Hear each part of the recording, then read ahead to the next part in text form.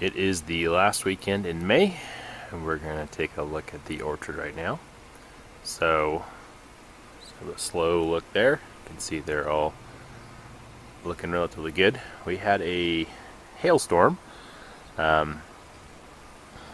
this in the middle of last week, and it really did a number on. It was pretty bad. I've never seen so much damage here, and we had lots of shredded leaves on the ground.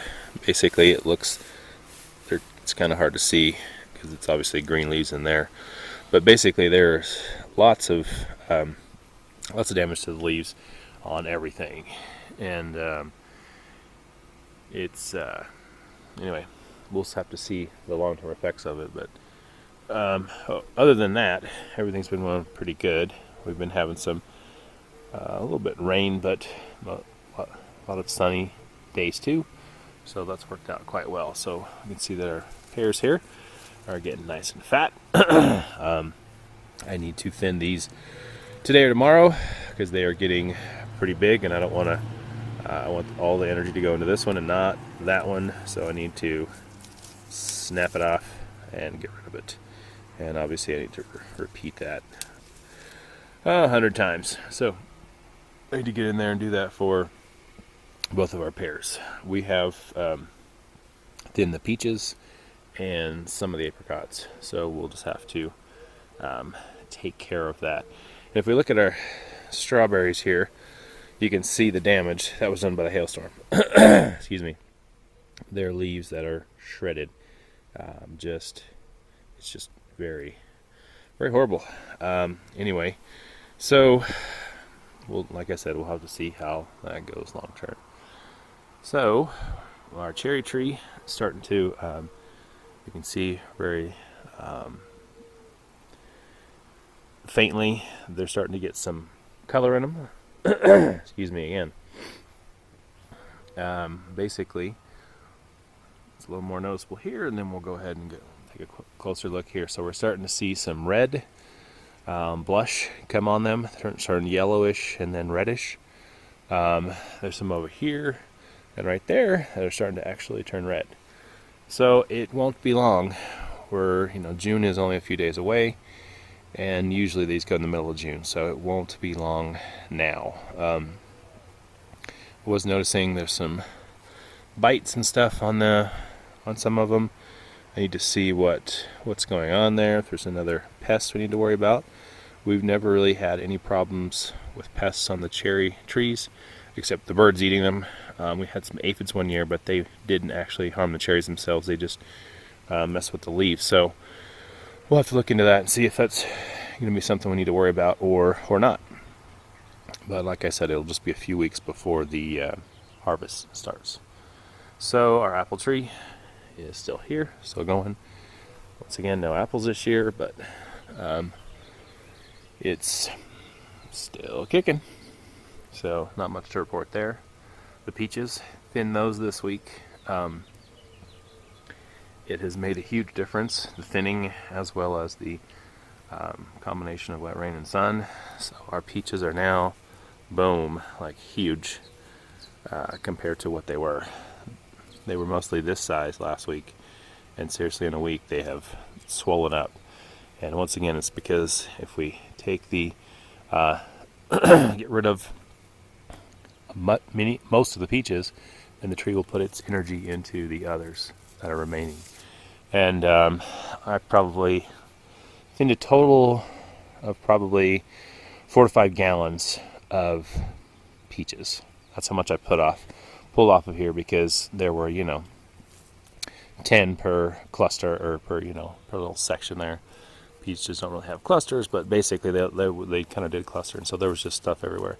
So I did a thinning, and as always, there's always more to do to go back, because here's an area where I missed this part. So here you can see there's 4, and I only want 1 in that section. So I'm going to go ahead and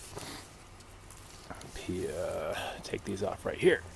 And basically my main goal was to just do a pass, and then I'll go back later in a few weeks to do a final one, because never fails that when you're thinning these, when there's leaves on there especially, you're going to miss stuff. And so I want to do the best I can to keep that nice and thin, and not have a bunch of big clusters. Because when I was doing these, I definitely saw issues where when I would pull the peach out, where the peaches were touching, there were little flies and pests that were literally in there. So when I pulled this off, they flew away. And so that's what they say. That's literally what they said about why you want to thin them, is because when they have clusters, that forms a place for the bugs to hide out. And I got to see that firsthand. So that was just another good reinforcement there. So basically, thinning them out to decrease the pests, place to live, and also increase the fruit's size and sweetness. And so the pear tree here is doing just fine. You can see all this new growth here. And as always with the pear, it wants to shoot straight up. So you can see all those tips there wanting to go straight up. All those tips there, straight up, straight up. So it's really difficult to keep this tree under control, because it wants to grow straight up. And there's some of that leaf damage from the stuff. You can see it. All these leaves here, these are all from the hailstorm. Just got pounded. It was literally brutal. I've never seen, hear about it in other parts of the country, but here in Utah, we usually don't have that type of problem. But anyway, we did now. So, last but not least, our apricot tree. We've thinned some of the stuff from the bottom with the fruits. We just have a lot more to go, and need to figure out what I'm going to do for the top part there. I'm either going to get like a stick and try and knock them off, or cut some of those branches that are way up there. We'll just have to see. But the parts that we can reach, we've kind of thinned out a bit, to where they're not so congested and clogged like they are, up there just out of range and whatnot. So all those ones up there, those are just tons and tons of fruit. That's just going to,